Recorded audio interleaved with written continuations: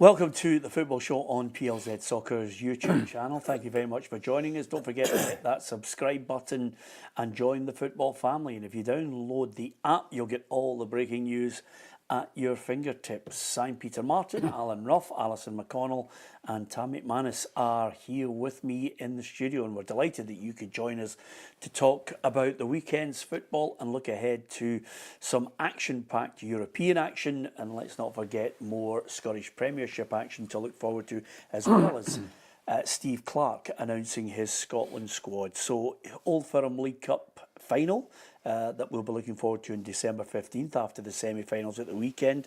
We'll also get Tam's thoughts on David Gray, who's far from happy with VAR, and we'll have a wee eye towards down south. It's Liverpool out in front at the moment after Man City and Arsenal slip up. So, I've set the agenda, lots to look forward to. I never thought I would say it, Ruffy, but you know, I'm growing ever tired of Pyro. You know, the officials are saying it must stop. Suddenly we're getting more and more pyrotechnic displays, and the game was delayed between Celtic and Aberdeen so that the VAR people could actually see the lines, and many people could actually see the park. I mean, if you look at some of the pictures, Ruffy, from the pyrotechnics, it was just absolutely incredible. Yeah, I mean, how often do you have to tell these people that it's not what we want in the game, but they keep continuing to do it, and the only way to stop it is to find out the culprits that are doing it, you know, and punish them. But we seem very, very slow in making any of these big decisions. Ali, I mean, I understand the whole razzmatazz of it all. Everybody wants to make it a spectacle and really try and entertain people as much as they can, but I think that's one that, you know, even in Europe, you're picking up fines for it. I think it's interesting. I think it appeals to a very specific demographic. I think it appeals to a much younger age group who have all embraced it. I don't think it's going to go anywhere soon. I think that's the problem that you have. However, what you have seen is when UEFA came out and said, here is a sanction for using pyrotechnics. You, for example, Celtic, you will not be given access to away tickets for your next Champions League game if you're guilty of the use of pyrotechnics, forgive me. You didn't see any. I think the wishy-washy approach of the league coming out and saying, well, we don't want this, we don't want to see it. If there's no sanctions in place, it's not going to go anywhere. It's going to be there. On a personal level, it's not really, it does nothing for me. I'm not probably the age group that it appeals to. However, I don't think it is going to go anywhere soon. I think maybe you need to have an acceptance of that and maybe a balance at how you can bring it in and use it in controlled and safe environments. Or if the league is absolutely definite that they don't want it, then there has to be a very specific sanction. You're almost talking about strict liability, saying, well, the clubs are going to be responsible for the behaviour of their fans. Are you a fan? Yeah, listen, there's two different sides to it, I suppose. It brings a great atmosphere and colour to the Scottish football, but I agree with Alison. Listen, if it's delayed, starting to delay games, you know, there's smoke rising, there might be people with, you know, respiratory, you know, problems. It can really affect people, that smoke. So, yeah, for me, listen, the clubs have got to get a hold of the supporters and say that you can't do it. Start fining them, start banning them, start taking tickets off them. That's the only way you're going to stop it, Peter, because if it's just a slap in the wrist, then they're just going to keep doing it every game. Okay, it's just like us, Ruffy. We have Kenny Merchant from LA flying in, comes in as a guest, optimistic about Aberdeen, and then absolutely battered. Yeah, I think he'll still be in that pub that I dropped him off at. No one to commit it. They did. Unfortunately for the game, they got Celtic on a really, really good day, you know, and the big players all came up and produced the goods, particularly Maeda. I think Nicky Devlin, we want to see the back of him. You know, he's been doing it to Tavernier in all the big Rangers games, and they did it to him as well. So much pace, and it's just the delivery and the movement they've got, and everything's at pace, and the fifth goal was just a joy to watch. And I don't think anybody would want to come up against him in that for him. Yeah, big park, high press, constant press, and then of course, you know, some great one-touch football, Ali. It all added to a perfect day for Celtic. Yeah, I thought they were very clinical too. I thought there was nothing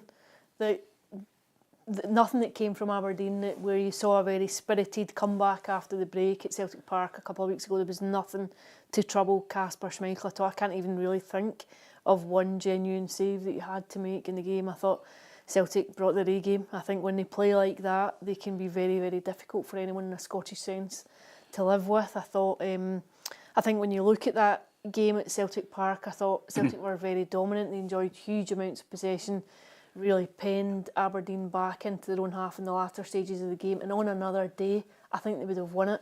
I thought what you saw at the weekend was a reflection of that almost, just that sheer dominance. They didn't give Aberdeen anything, any encouragement whatsoever. I just thought Daizen Maeda gave Nicky Devlin a torrid time on that flank, just repeatedly getting in behind him, and I think Celtic could have scored it well. I think every time they went forward, at some point you felt as though there was a goal in them. Here's Jimmy Tilleen and Brendan Rodgers on the outcome of the match.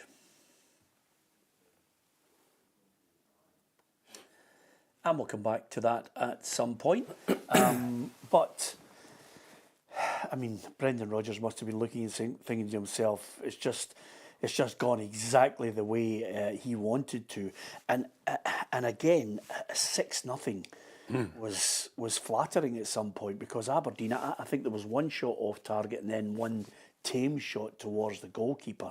I expected more from them, but it was really, for me, down to what Celtic were doing.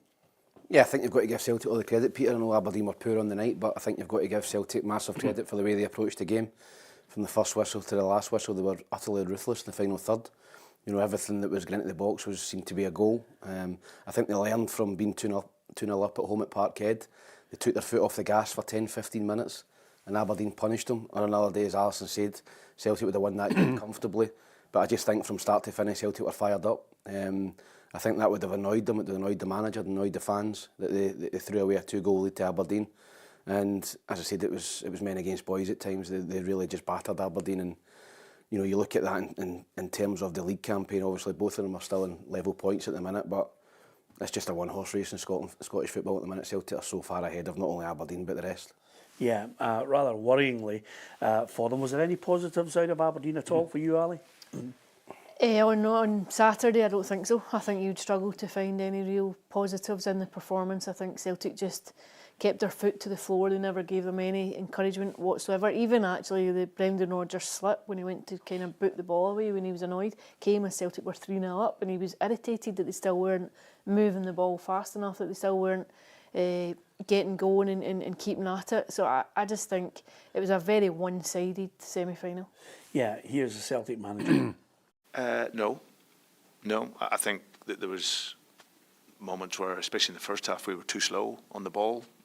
You know, we had to pass it quicker, and I got a yellow card because of that.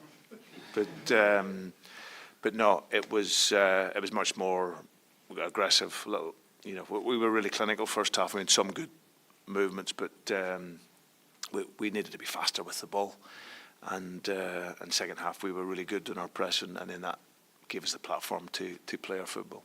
The game stick away from us because of their quality, and we have things to learn and things to improve for the future, and that's what we're going to focus on now and take learning points from this game and keep growing.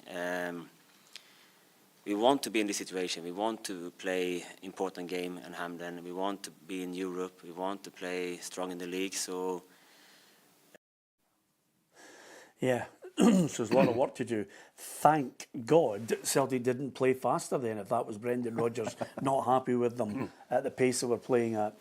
Yeah, I thought they played at a real tempo from start to finish. Obviously there's going to be dips within the game where it just drops off a little bit, but Brendan, you know, sets high standards. He always has at Celtic Football Club, and you know, he wants them to do it for 90 minutes. You know, and it's obviously good practice for them to do it in Europe. You know, they're going to have to do it at times in Europe, 90-minute, 95-minute performance.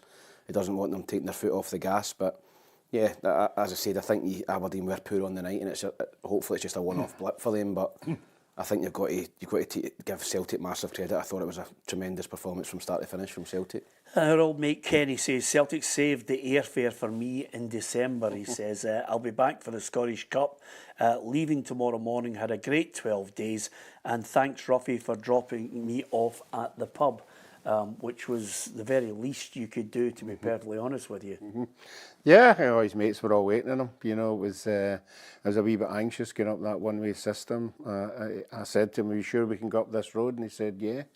So I'm just waiting on 3 penalty points coming through the door within the next week. Yeah, absolutely. And like so many Aberdeen fans, I mean, listen, it was full to the gunnels because Aberdeen fans were going down with great expectations. I don't think they should look too deep into it because at the end of the day, Celtic can do that to the best of them domestically.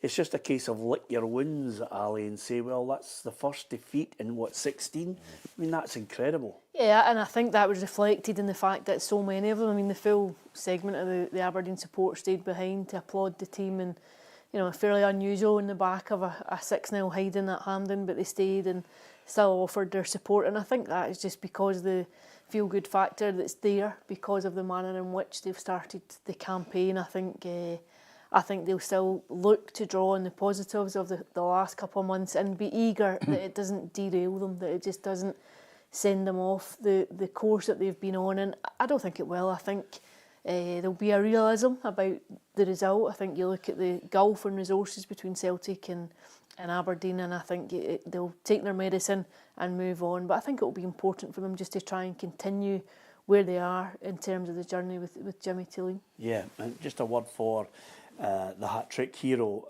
Maeda. I mean, he's an absolute machine, isn't he? Yeah, he is, and obviously Aberdeen left a lot of space at the back with, you know, trying to get after Celtic and push up the pitch. You think they got that wrong? No, well, obviously the results probably indicates that they did get it wrong, but they've been successful playing that way, Peter, so I didn't think he was going to change it. They got success at Parkhead playing that way, they got a point. But Dyson Media on that big pitch, you know, he's got acres to run into, he's intelligent movement as well. For his goal, you know, running inside, was it Devlin and the ball inside him? It was a great run and a great finish, and he's just such a dangerous player, Dyson Media. If any other team pushes up against Celtic, then they're going to leave gaps, and he can murder you in behind. So I think he showed great composure to set up the goal for Kyogo as well. Usually when he goes through in that situation, he'll blast it over the bar or do something daft, but he great composure, stopped it, and then laid it into Kyogo to score. So I thought he had a tremendous game. Yeah, thanks to Brian, who always likes to try and just throw the fishing rod out there to see if we're all going to bite. Peter, you've been waxing lyrical about Aberdeen. Now you don't want us to read too much into the result and game. Which is it? Well, quite simply, it is exactly that. I mean, they've been absolutely fantastic. Last year, I said that the league is poor. We only have to look at the teams out with Celtic and Rangers and their European performances. The standard is woeful. This year we've suddenly got a situation where Hearts and Hibs are at the bottom of the table, Ruffy, and we were crying out for someone just to stoke the interest out with Celtic and Rangers. And Rangers has got its own narrative, which we'll discuss shortly. But you get a situation where suddenly Aberdeen go on a 16-game unbeaten run. It's absolutely fantastic. But when you come up against Celtic, who are miles ahead of everybody else. No, I think you've got to give Aberdeen a lot of credit. I think although they got beat 6-0, I think you've got to give them credit the way they approached the game. They didn't sit in and try and, you know, make it difficult. They made it entertaining. Okay, we know if you do that, you're going to be in the end a hammer. But I think they came down a wee bit overconfident after beating Rangers 2-1. I think they actually did believe that they were good enough to go into that game, but not to play an open, expansive game against Celtic. I thought they should have maybe changed it a wee bit. The possession of the ball was pretty even, so they had as much of the ball as Celtic had, but they opened up in the wrong places and the good players destroyed them. Yeah, absolutely. Here's the reaction from some of the players involved, Nicholas Kuhn and Graham Shinney. Most of the game, and we didn't get involved in the game enough. We didn't make our mark. We had a couple of chances second half, but we didn't do enough on the day to hurt them going forward. And then the goals that we lost as well were really sloppy. So a mix of everything was a bad day. I think can be a statement, but yeah, we just did really well and we focus on us. Yeah, he played really well, and his ball through for Maeda was sublime. Yeah, he's been one of these players that when some managers say, oh, give him a wee while to settle, you'll see the real deal. You know, I think the first season that he came, he was a bit in and out consistently, but this time, you know, you can see the ability he's got, and whoever identified him has won a watch because he's a main player in the team just now. Okay, Celtic are into the final, December 15th for the Premier Sports Cup final at Hampden, and they'll play Rangers because Rangers edged out Motherwell by 2-1. There was a sideshow attached to this. Well, there was a number of things that were attached to it, Tam, but first and foremost, I think a number of people were probably put on red alert to say if the result doesn't go Rangers' way, stay there because the manager could be getting sacked. That was the narrative. Yeah, it was, and I was probably the only one I think that predicted Motherwell to win, and I thought at half-time I'd maybe got it right. First half, Rangers huffed and puffed. You know, they missed a couple of chances, but Motherwell went in ahead, and I think it was a massive 45 minutes for Philippe Clement. I think if they lose that game, I think he was gone. I think you could hear the cacophony of boos at half-time, you know, for the manager, for the team. You know, they're booing the captain, James Tavernier, he's getting dogs abuse. You know, it looked as if he was on the way out, but to be fair to Rangers, they came back strong. I think the first 5-10 minutes was vital for Motherwell. He hold on to that 1-0. I think the early goal for Dessers really gave Rangers a bit of confidence to go and win the game, and I thought they deservedly ran out 2-1 winners. But yeah, I still think he's clinging on to his job. I don't think again they were great, but they got the result, and that's all you want in a semi-final. Nobody cares about performance, it's just about winning and getting in the final. You know what it's like in a press box, Ali. Suddenly, if Motherwell take the lead in the game, everybody's looking around thinking there's going to be a long, long night because you know what's coming. Yeah, absolutely. I think just the nature of the way that Rangers have started the season and what's happened over recent weeks and months means that every game has that atmosphere about it. Just now, I think every game is like a tightrope. I think there's a feeling that one more defeat will be the straw that breaks the camel's back. I think there's so much pressure on him and so much noise around the situation, and we know his position on it, that he's been required to cut the wage bill, that resources have been significantly cut for him, that he needs patience, that it's a long-term project. I just don't know that that's a realistic picture of what to expect in Glasgow or what you'll get at Rangers. I think when you're not seeing significant signs of improvement, you're not seeing a team that looks as though it's going in the right direction, I think there'll be a prevailing feeling from yesterday that it's a stay of execution, that they got through the game for now. But what you'll find is if there's another defeat, for example, this weekend, that all those same questions are still there. This is what the managers had to say after the game.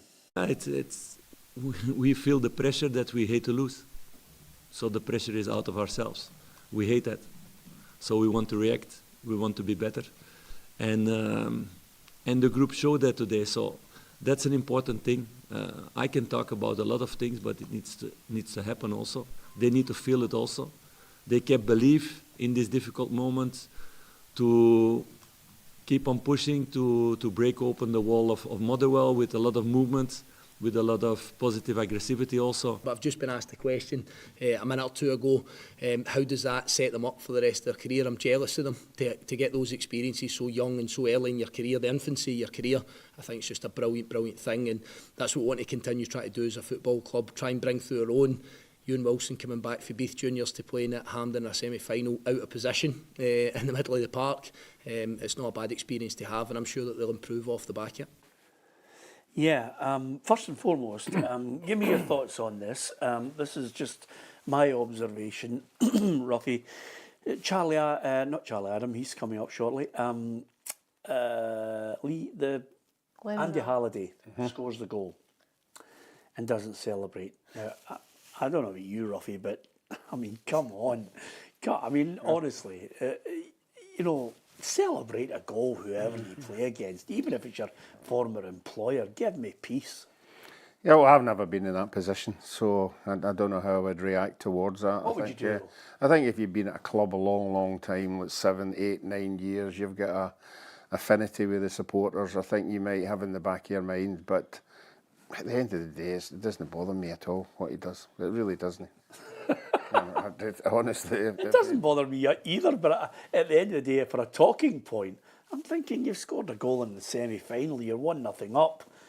celebrate it. I I think mean, you could see Motherwell fans feeling quite aggrieved by it. You think, well, you know, you're here now, like we're paying your wages, at least, you know, give us something back. I'm sure, you know, there's been really famous examples. Dennis Law didn't celebrate the goal. yeah, it's a good point, Ali. Yep. Man United relegated. I seem to remember Henrik Larsson scoring for Barcelona against Celtic at Celtic Park in a European game, and I think his celebrations were fairly muted. So Two great examples. There are examples of players not doing it. However, I think you can understand fans of the club that he scored for feeling a bit sore about it. Yeah, strangely enough though, if I was Dennis Law, you know, having, you know, played so long for Manchester United and then had been let go, maybe a wee bit earlier than I should have been, and I scored a back heel, which didn't effectively take United down, I have to say, but it was a brilliant goal.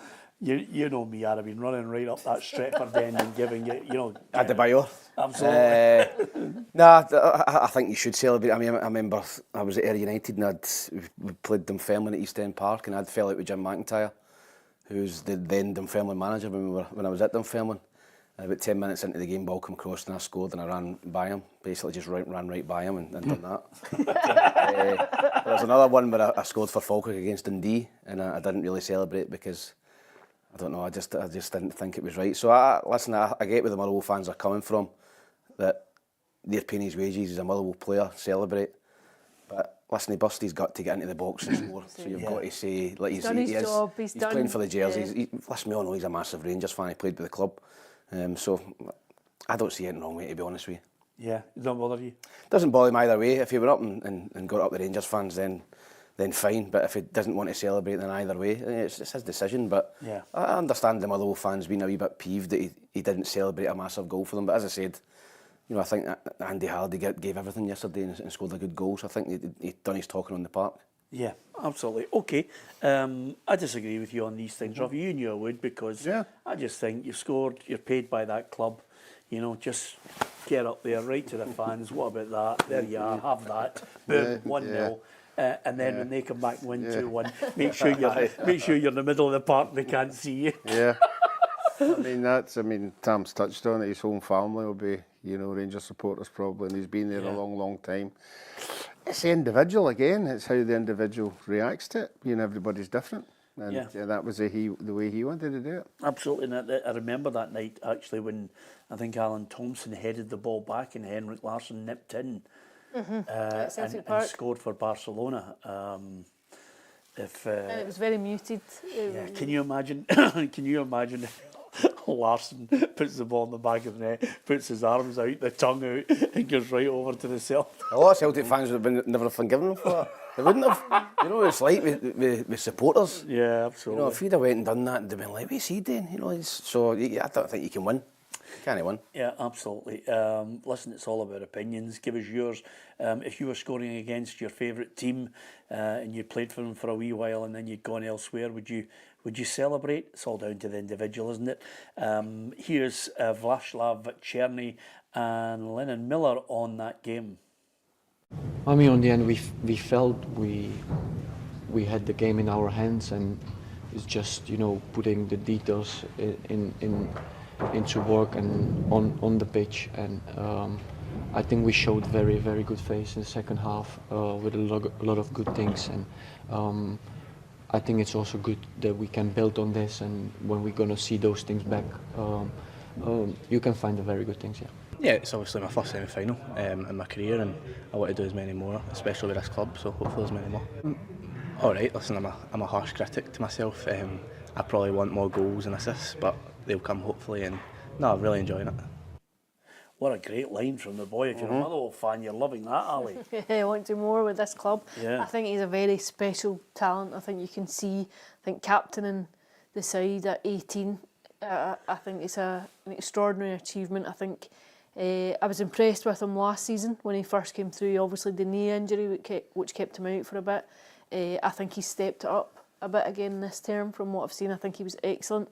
I thought he had a great game, a great first half against Celtic at Fir Park last Sunday, and I thought he was very, very good, very composed. I think he plays with a maturity that belies his years, and although he's saying there, you know, see myself like doing this time again with Motherwell, I think the reality is that will be put to the test at some point this year, whether it's January or whether it's the summer. I think you'll see other clubs coming in for him.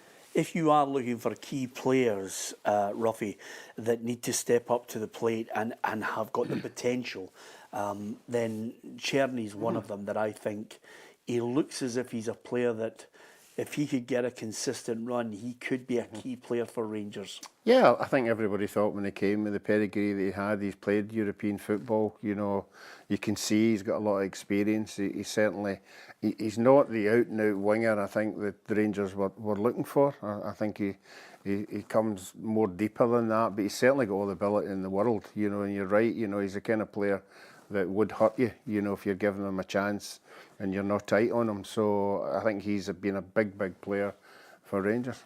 Yeah, absolutely. Of course, there was the backdrop of supporters coming to this. It wasn't actually a sellout. Of course, Motherwell, I think, had done everything they possibly could from their point of view. The Rangers, I think somebody made a point, if Rangers were playing Aberdeen, it would have been mobbed, it would have been a sellout. But nevertheless, for the Rangers fans who turned up there, some of them unfurled banners again, letting the board know that they are not happy with them. And again, that's been a consistent situation over the last few weeks. Yeah, it has been. Listening to the Rangers supporters are not happy. They're not happy with the way the team's playing. They're not happy with the way the club's been run. You know, the losses that they're racking up and year on year in. So yeah, they're not happy, Peter, and they're entitled to show that at games with banners and stuff like that. So I've not got an issue with that. It's up to the players on the park to lift the fans, not the other way about. I think they've done that in the second half. You know, after being booed off, they showed great character, Rangers, to come back and get that early goal and go and win the game. Because at half time, a lot of people would have been writing them off and thinking, well, they're going out of the cup as well and the manager's done. So listen, they showed a bit of character, but they've got to try and play better football, Peter. They played it in spells yesterday. They looked as if they could open up Motherwell, but they didn't do it enough. And as I said, they've got a massive test coming up in the final against a Celtic team that's firing all cylinders, and there'll be a lot of Rangers supporters not looking forward to that final. Well, on that point, every game seems to be massive for a Rangers manager at this moment. You know, it's been a similar situation for a Celtic manager in domestic issues, trying to win cups, trying to get some kind of silverware. When you look back at Rangers when they were going through their 9 in a row, the whole thing is flipped on its head, and Philippe Clement, game by game, is being scrutinised. Charlie Adam had a chat with me this morning just on the pressures that Clement is facing. I don't think that's a good structure and idea to go that it's a game by game, and that only comes game by game because of the media and people on the outside of the football club. We don't know what the conversations are with Philippe Clement and the board. They could be telling him, yes, it's a long-term plan, no matter what. This season might be a season of disappointment, but for the longer term of the football club going forward, you are the man for us. We won't be changing the manager. And we have to, and they have to stick by that, and that's what we have to do. Maybe the tough times are still ahead, but the most important thing is they get through the tough times and they get out the other side and they, like you say, start winning football matches and also getting to cup finals. That will help. You can hear more from Charlie in that exclusive interview. It's a 1-to-1 on PLZ Soccer's YouTube channel, giving us his insight into the Rangers players and, of course, more on Philippe Clement. He is right in that sense that we are not privy to those discussions that have gone on at boardroom level. The only thing that I would say, Ali, that takes that right out of the boardroom's hands is when he doesn't win the games, and then the fans really do have the power. Yeah, I would agree with you. I think it's very difficult at the minute on and off the park. What you're seeing is that there's no structure or set structure off the park just now, given all the boardroom changes and uncertainty. I think whether or not there is we spoke about it over the summer, that there was going to be a painful season. There was going to have to be patience this season as Rangers tried to make changes, financial changes, and still keep pace. We said it would be a difficult campaign, but the reality is when you're not winning games and you're not playing well, that the agitation of supporters eventually forces a hand. I think it's just an inevitability. You see it time and time again. Yeah, that's the problem that he faces. And now, Ruffy, we are in a situation, we love Scottish football for throwing up great stories. But off the back of that, Rangers are against Olympiacos this week. You go through November and then you suddenly find yourself with all these European games. You suddenly find yourself with Tottenham on the horizon, Celtic in a League Cup final. Couple of weeks later, it suddenly gets to January the 2nd and you find yourself with Rangers Celtic at Ibrox. Is such a massive 6 to 8 weeks for Philippe Clement. Yeah, and Alison's right. It's game by game now. You know, unfortunately, in the position they're in and everything that's going on at the club, these supporters that we're talking about will judge them on every game. You know, so the only way to keep everybody quiet is to get good results and win games. Am I right in saying that they play Tottenham 3 days before that cup final? Yeah. You know, that's a massive blow to any team, you know, because obviously if you don't win the game, you're getting into a final, you know, on a downer. But if you do win it, yeah, it helps. But it's another added pressure and another thing that Rangers don't need now. But there's lots of other games in between. They've got Hibs away, haven't they? They've got a couple of hard ones. But it's just winning. Winning, I mean, it just shows you the won at the weekend and not a titter about the manager being sacked. And that's the way it's got to be from now on in. But what that does is it just gives you added pressure getting into every game, and then that's when you need players that can handle it. You know, that obviously the other day there, you know, in the first half there was a lot of players couldn't handle it and they went behind, and seemingly there was a bit of going on in the dressing room at half time, but there was professional players standing up and taking authority, and they came out and they got the game. That's what they need. I just don't see enough. It's all right doing it in the dressing room, but I don't see it on the park. I don't see a leader on the park, you know, no saying to people, you know, come on, we can win this and that. So that's the kind of position that they're in now. Yeah, you mentioned Rangers Tottenham on the 12th. The 15th is the League Cup final. Then after that, it's Rangers at home to Dundee, away to St Mirren and Motherwell, before Rangers at home 2nd of January against Celtic.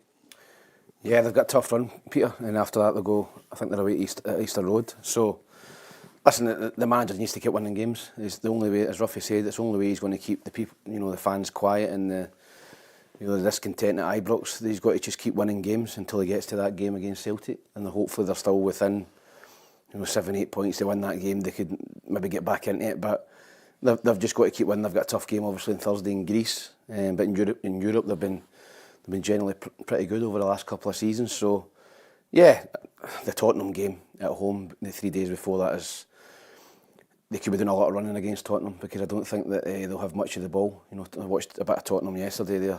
They're flying at the minute under Ange Postecoglou. So, yeah, they've just got to keep winning games. And as I said, in a one-off game against Celtic, you never know what can happen. Obviously, they've not done it in the last couple of seasons. Over the course of the season, I don't think they'll get anywhere near Celtic. But in a one-off game, then the Rangers fans will be praying that they can produce a big performance. Yeah, Olympiacos, never going to be easy for them. Always a hostile atmosphere. So clearly, I think Philippe Clement will be happy if they can come away from that. I think they'll be happy if they got a draw from that one. Is that fair comment, Ruffy? Yeah, a draw would be great, is it? But I think Olympiacos are told no flares for that game. So I don't think there'll be any. They'll listen absolutely. to UEFA. Yeah, just about to say to you, good luck with that, Ruffy, because if anything, the Greeks are absolutely famed for being inside the stadium 2 hours before anybody's anywhere near coming on the park. Yeah, I think the Rangers would be delighted to get out with a point. I think if they come away with any positive result on Thursday night, they'll be delighted. Yeah, absolutely. Okay, give us your thoughts on that. What's your thoughts on Olympiacos against Rangers and overall Philippe Clement and the Rangers side? They've got Thursday night Olympiacos Rangers. We'll also talk about Hearts against Heidenheim, as well as Celtic, who take on RB Leipzig again on Tuesday. So the big games keep coming thick and fast for Brendan Rodgers as well. This one, I think a number of players reckon, and a number of people who've been looking at it reckon, if Celtic could get a point from this, could they get more against Leipzig? They've been a really formidable force in Europe.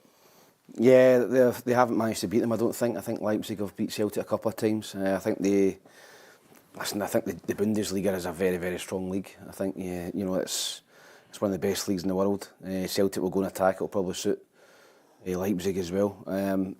Celtic take a point from it probably just now. I think it's one of their harder home games.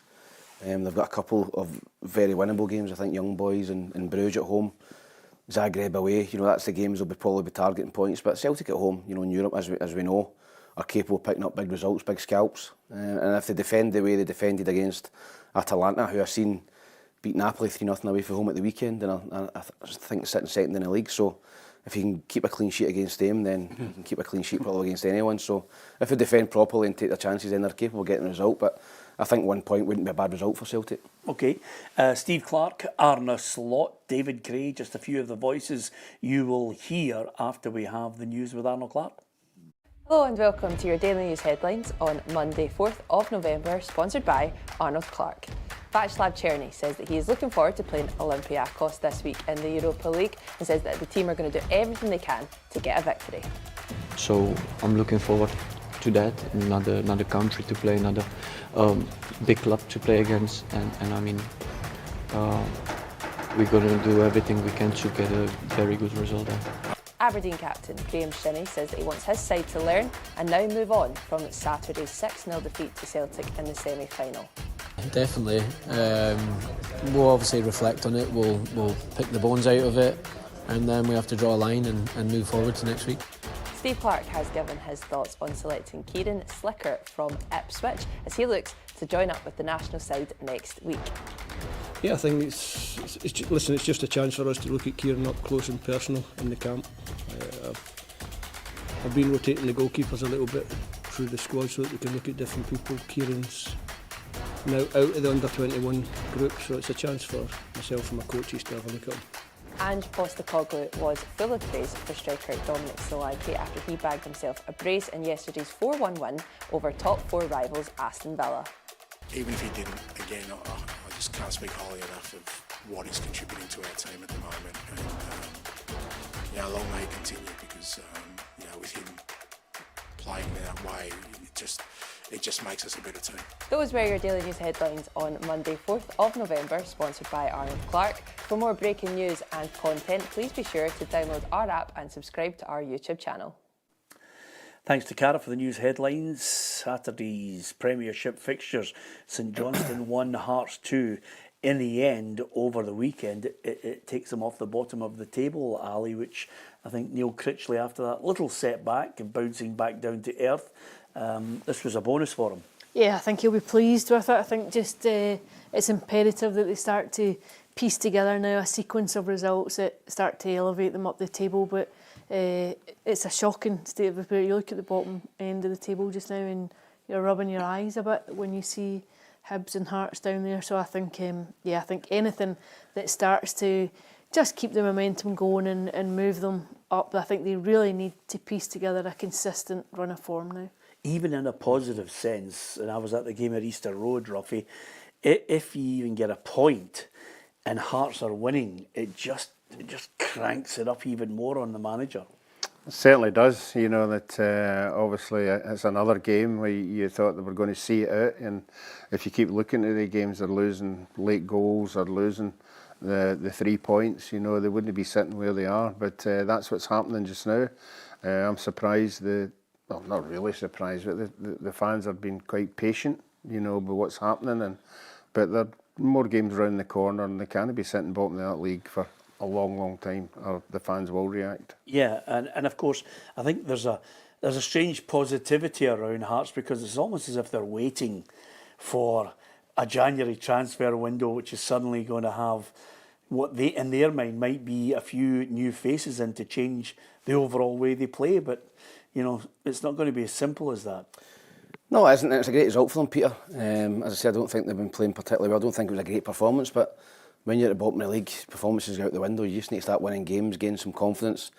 Hearts had a poor result during the week against Kilmarnock at home. They got up to St Johnstone. St Johnstone had chances second half to get the equaliser, but they gets them off the bottom of the table and Hibs go back to bottom. So, yeah, you're right. I think that Neil Critchley will be looking forward to January, getting into that transfer window and trying to get some of his own players in. Obviously, he's got he's got Stephen Naismith's players in just now and he'll be wanting to get his own in. But yeah, good result for Hearts. St Johnstone again showed signs of they look as if they can score. They obviously scored one. They could have scored 2 or 3, but looking at St Johnstone, I think they might be okay this season with the 2 strikers. Yeah, I like Sidibe and Kim Pioka, and I like Nicky Clarke. I thought they created a lot of chances against Hearts, and I think Simo Valakari looks quite a positive coach, and I think that will suit the players they've got. Who did you pick to get relegated? St Johnstone. Did you? But that was under Craig Levine, but I think it's going to be different under Valakari. Are you now invoking the I'm changing my mind in November rule? Yep, I'm going to go Ross County to get relegated.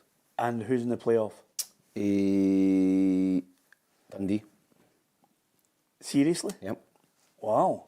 Dundee, who finished top 6, you're going for Dundee to drop down. Yep, I think Dundee might finish second bottom. I don't think they'll finish bottom, but I think Ross County will. Yeah, okay. That's an interesting little line from your man there. Yeah. Past player as well. We're talking about not saying anything against your past teams. Yeah, legend. It's just a hunch. Yeah. Dundee legend says you're going down. They're not necessarily going down, Robbie, but it's a line from him nevertheless, and it's a U-turn. Yes. I mean, I don't know about you, Robbie, but I just thought St Johnstone and Ross County over the piece would be in that bottom end. But again, it's amazing. It's all guesswork at the start, let's be honest about it. We look at who they've signed, you look at the manager, you get to the end of August, we give our prediction, and then from there things can change. You get a positive manager and you get different bodies, and they suddenly, Ross County at home are a different team from Ross County away. And as you can hear now, Stephen Robinson, I think, might be taking the penalties himself for St Mirren, because had they scored, you'd have got all 3 points, they'd be in the top 6. No, it was someone we discussed. Mark's obviously missed a couple of penalties. Greg, anybody that steps up to take a penalty, let me be very clear, I have no criticism of anybody that's brave enough to do it. It's a pressure situation, it's a little bit of a lottery. And now I might be taking them next week. We'll have to have a look on Sunday and see who's stepping up. Actually, Marcus Fraser's excellent at them, so I might just have to go a more defensive route and do that. But look, things happen. You miss penalties. That wasn't the reason we didn't win the game. We had enough opportunities to do it. Yeah, I mean, St Mirren, suddenly from that poor start, should be in the top 6. Yeah, I think they'll be kicking themselves, though. A missed chance to move up into top 6. I think it's been a really difficult couple of weeks for them, given everything that's been going on off the field and all the headaches that they've had in that sense. So I think anything that keeps the focus on football will be welcomed just now. However, I think I would have stuck with Mark O'Hara, I have to say. Yeah. Penalties, I don't think I would have changed it. Who did you have to go down, Ali? I think I had Ross County and St Johnstone. You sticking with it? Yes. Yeah, absolutely. That's what it is. That's why you're on the show, Ali. Just a bit of spine. You stick by your opinion, and you don't U-turn. Simple as that. I was at Easter Road. I saw your old mucker there, Ruffy. Jackie McNamara, senior. Yeah, he comes looking over. great, good for him. Looking forward to a wee day out with us. I phoned him and said, look, I'll get Ruffy and we'll have a wee day out. I'm not sure about, I said it without any great conviction, because obviously you're grandpa Ruffy now and you're pulling out of tennis matches. You don't want to hang about with the crew here. Doesn't want to play golf. You don't want to play golf. The only time you're going out is if you're getting a good after dinner gig. It's a changed Ruffy this year.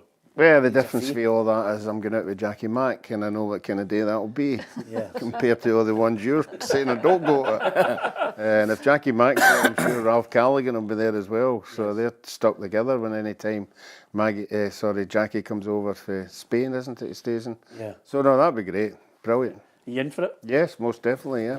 It would I'll be. be do two dear. Yeah, I'll not just be one. Yeah, absolutely. If anything, I would say to you, Ruffy, though, that Jackie McNamara, if you and Jackie and Ralph and maybe Tony Higgins got together and just brought out a book solely on the Hibs years, it would be a bestseller. That'd be fantastic. The stories we all could tell, particularly Jackie. But I can't tell you on here, obviously. Absolutely. Champions League drinkers. Yeah, and I don't know why you're going then, because you've been your kip for 8 o'clock. Well, I was going to say to you, having agreed to go on a night out with them, and actually went out with them, I swear to God, and guess who? Your old pal was there, Bobby Williamson. We can drink. And we had a night out, and eventually we'd hired one of those Mercedes minibuses, Ruffy, and I foolishly agreed to go with them, and they were real Champions League drinkers, and they dropped me off in my front garden face down and left me in the garden and drove off, and my wife obviously had to open the door and slap me around to try to see if I was still living, Ali, and that taught me a valuable lesson, which is don't go on a 2-day bender with Jackie McNamara and Bobby Williamson. The only difference is I didn't get a fine. Oh, Bobby liked to drink. I remember we went to Finland in pre-season, and we get to the hotel, Peter, and the hotel's got a nightclub and a casino, and it wasn't thought out at all. Yes. By Hibs. And we get there, and it's me, Gary O'Connor, Scott Brown, Derek Riordan. We all think there's a nightclub in this, and Bobby and Jerry McCabe said straight away, anybody found in this nightclub or casino after 10 o'clock is a week's wages. So we, after a couple of days, we thought, nah, I'm just going to get down. And we went down, and about 11 o'clock, 11:30, we were having a drink, and I got tapped on the shoulder, and it was Bobby Williamson. And he says, get me a half, and I'll fine you a week's wages. So I had to buy him a drink. And we lost 5 of our first 6 league games. And I think I started to get my legs in fitness about October. So that wasn't a great pre-season in Finland with Hibs. Yeah. But Bobby was a great guy.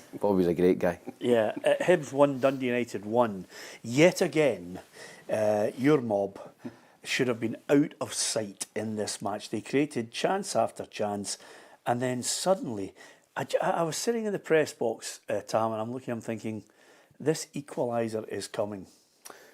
Yeah, and it's like Groundhog Day. I feel as if I'm coming here every Monday saying Hibs should have won. No, they let 2 points slip. They can't put teams away, Peter, you're right. They're the lowest scorers in the league with 10 goals in 11 games. Not something you would usually associate with Hibs. I think Hibs have always had goals in them and probably leak at the other end, but if you're only scoring 1 goal a game, you're putting real pressure on your back line. It's never a penalty kick, Peter. It's never a penalty kick. It's a terrible decision. If you're going to give penalties for that, they're going to be 6 or 7 every game. People grapple each other in the box. You know, you've got to get close, you've got to get tight. You can't, with 5 minutes to go, your man can't score, so you've got to get close to him. And to add insult to injury, gives him a red card as well. You know, and I think it's a game. Dundee United deserved nothing from the game. I thought Hibs deserved to win the game. They got lucky with the penalty. But again, it just keeps the pressure on David Gray, and it's not really David Gray's fault. It's individual errors, a refereeing decision. They've got St Mirren at home coming up. Again, you're thinking they've got to win that. But I thought they'd done enough to win the game, Peter. But you're right, they can't get that second goal, and the front players need to step up. Yeah, and of course the back line has to take the responsibility as well. Although you can understand why David Gray was coming in and talking about the inconsistency of VAR. Well, the inconsistency, for a start. I think we're told at the start of the season what would be given, what's acceptable, what's not. Clearly, you always run the risk when you grab a jersey, so I'd never condone it anyway. It's stupid, it's unprofessional, it's lazy defending. But we were told that the player has to be able to affect the ball. So, or you give a penalty every single corner that comes in. I don't think the player can affect the ball at all in the first one. I'm a bit confused to what is and what isn't, and why it wasn't asked even just to go and give it over to the monitor. Because if you're talking about consistency, he should have at least been asked to go and see it, if it purely on what he gave the first one. Yeah, I think that's the key to this. It's all right, Willie Collum phoning everybody and saying, Ali, well, this is what I'm going to be looking out for. And the managers all go, yep, we get where you're coming from. If there's going to be tugging of the shirt, then I'm going to be looking out for it, and the VAR will look out for it. But you can't get to a situation where I was amazed. He suddenly said, well, you're going to have to go for VAR there. And then, 3-4 minutes later, Hibs have given just as, good a call for a penalty, and he doesn't even look at it. Yeah, I think it's the inconsistency that so frustrates managers and players. I think it'll be interesting to see what the VAR review of it is. We see an update at the end of the month when you have a look back at decisions and see whether or not it stands. I agree with Tam. I didn't think it was a penalty either. I think you see it umpteen times in games, so I'll be curious to see whether or not it's flagged as a wrong call by VAR. But I think certainly from Hibs' perspective, you could entirely understand their frustrations. Yeah, absolutely. Steve Clarke on the way after some quality acting. This is now gathering a lot of pace from people who are wondering whether there's going to be some jobs. I told you I got a phone call from the producer of the BBC, River City. They've offered me a part as an extra in next week's show. Grant Stock got in touch as well. So this is why. Yeah. Let's have a look and see why Tam is getting calls for awards. Patrick, you always have good ideas for gifts. What do you suggest I get someone who's tough to buy for at Christmas? Kerry, that's easy. This year I'm heading to the PLZ soccer shop. They've got Maestro training tops, perfect for golf and leisure. And what would be better than getting a Legends t-shirt on Christmas morning? Patrick, you're a legend. PLZ Soccer Shop, here I come. I mean, what happened there, Tam? What is it? I mean, it's just outrageous. I just set it up perfectly as well, and they've just ruined it, man. Did the call go elsewhere? It's not to they two anyway. Two wooden actor and actresses. Kerry and Patrick offered a different kind of style of acting to you. Yeah, I thought it was brilliant. I thought it was great. You know. Yeah. You happy with that one? What kind of extra are you going to be? Like just corpse? Yeah. I mean, lots of people. Well, we've got to put it on. Put it on. Here's Tam and Ruffy at their best. Ruffy, I'm rubbish at buying Christmas presents, but this year I think I've nailed it for all my mates. Me too, Tam. But the PLZ soccer shop has got Maestro tops. It's got Legends t-shirts already wrapped up for you. If you love someone this Christmas, wait until you see their eyes light up Christmas morning when they open up a classic from PLZ Soccer. You don't even need to love them, Tam. Just click on the link. Yeah, I'm getting Pacino and De Niro vibes and Heat. Yeah, that's what I was getting for that there. Absolutely. The difference in the acting quality. But listen, Ali, Patrick and Kerry have got to start somewhere. But once you see that and the delivery and the tone of it and the menace from the two of them speaking, and more importantly, it's a one-off. No takes, nothing. No reading off boards or anything. Just right into it first time. How much you remembered. Yeah, absolutely. To Funny you saying that, Willie. Ruffy. Where did I get Willie from? Funny you saying that, Ruffy, because I remember. Do you remember at the tail end, Andy Williams used to come on and sing songs, and somebody would have a board with the lyrics in front, and he would just look down occasionally and then sing the lyrics to the song. Yeah, Bob Hope used to do it. Bob Hope had big, massive cards for every gag. Cue cards? Cue cards, massive big cue cards. Yeah, absolutely. We don't need that. No, exactly. Thanks to George Robertson, who says the wooden tops. That's Tam and Ruffy.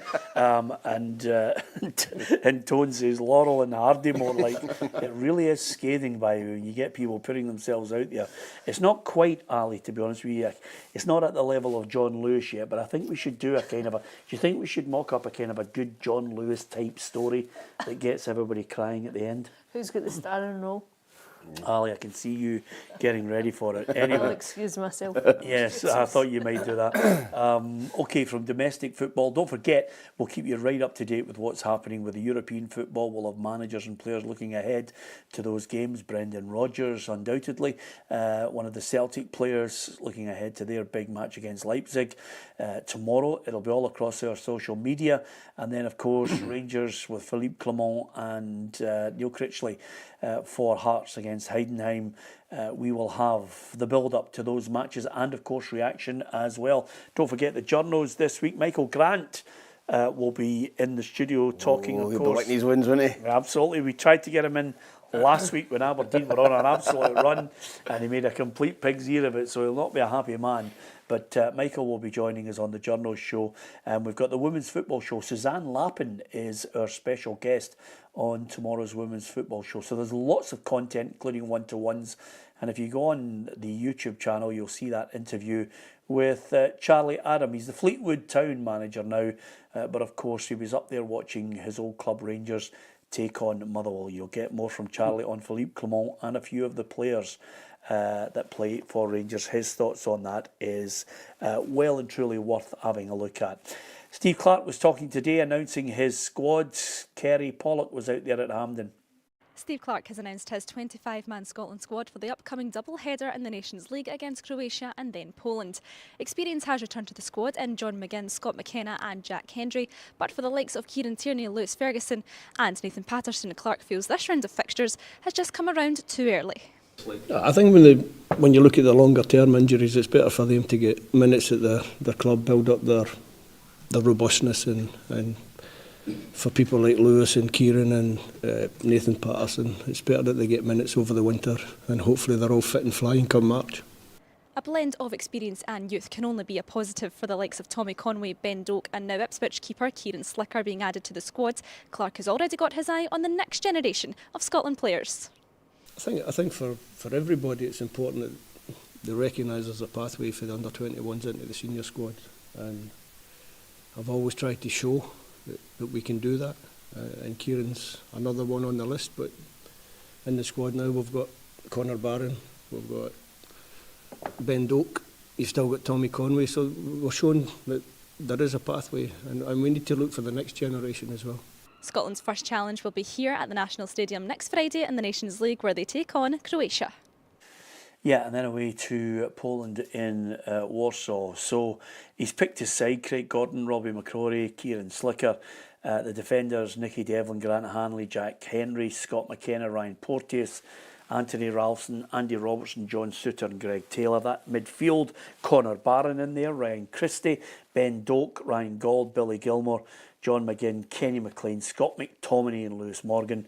Then Shea Adams, despite picking up a little knock, hopefully he'll be okay. Tommy Conway, Lyndon Dykes and Lawrence Shanklin.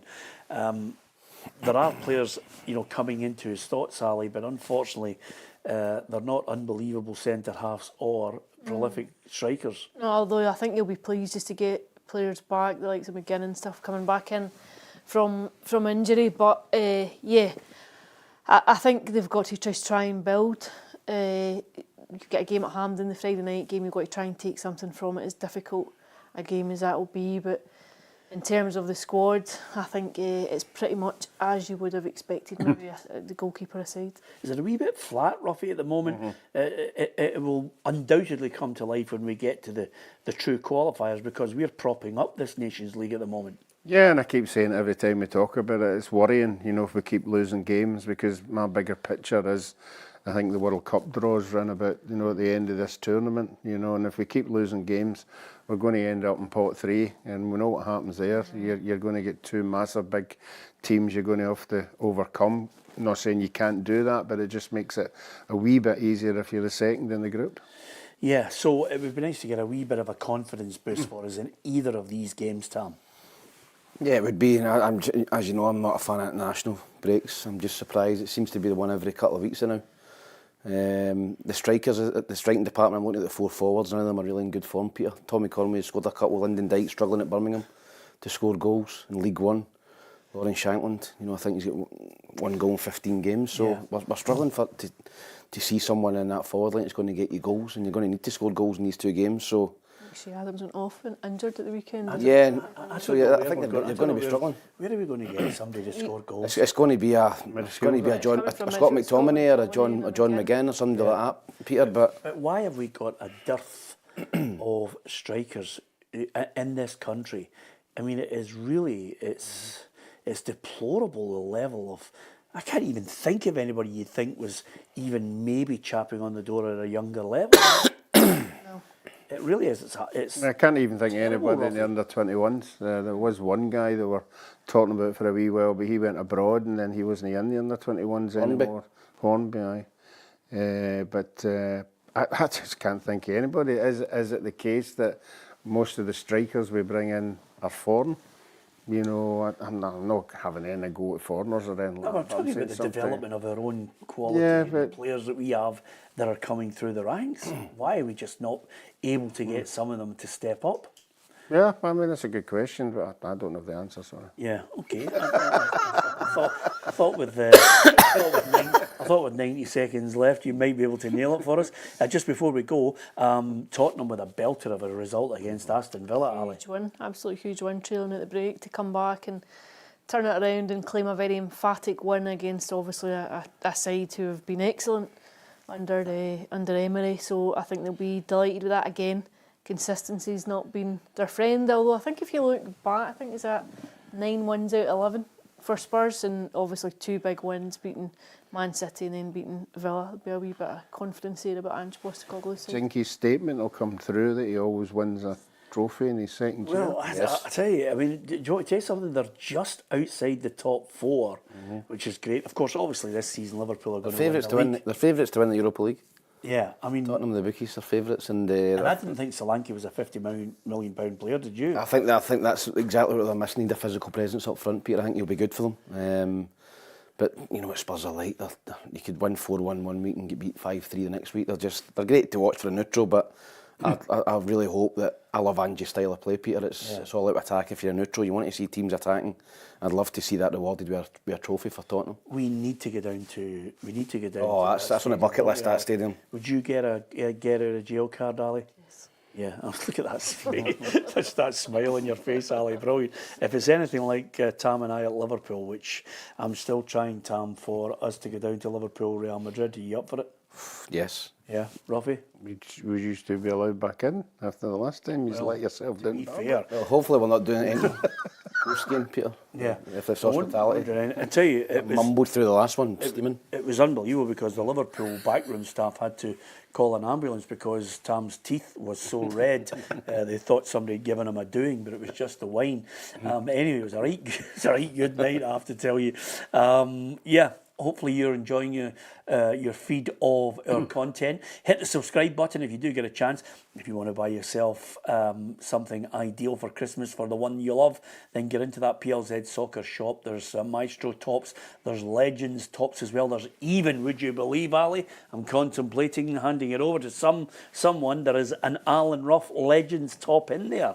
Ruffy in his Scotland top when he's at his finest, 13 stone 2. Yeah. That was his fighting weight. We had 500 of them, there's only one left. So it's amazing popularity. Yep. Tam's 500 is still through there. So get on to that shop as well. And don't forget to look at that Charlie Adam interview. And of course, Suzanne laughing on the Women's Football Show tomorrow from Ruffy, from Alison, who's now dreading the thought of a Christmas present with an Alan Rough t-shirt. Yes, it's on a whole no, exactly. And of course, from Tam McManus, myself, Peter Martin, thanks for listening and watching.